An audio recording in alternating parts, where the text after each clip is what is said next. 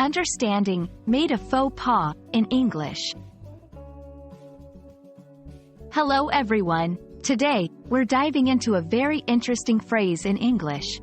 Made a faux pas. This phrase is not only unique but also widely used in both formal and informal settings. So, if you're ready to expand your English vocabulary and cultural understanding, stay tuned.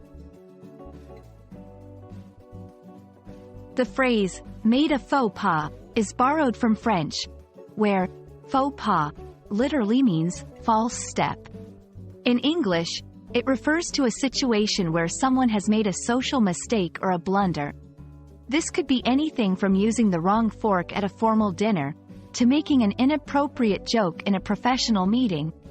It's all about the context and cultural expectations.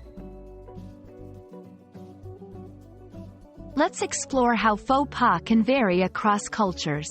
For instance, in Japan, it's considered a faux pas to blow your nose in public.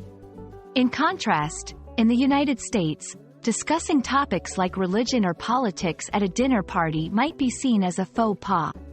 These examples show how actions considered acceptable in one culture might be frowned upon in another. Now, let's put our phrase into practice. Here are a few examples. I made a faux pas by calling my boss by her first name in a formal meeting. He realized he had made a faux pas when he forgot to take off his shoes before entering his friend's house in Japan.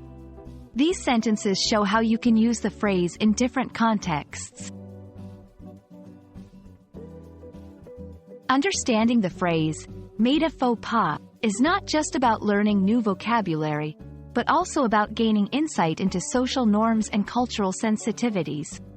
I hope this video has been enlightening and will help you navigate social situations more confidently. Thanks for watching, and don't forget to practice using this new phrase in your conversations.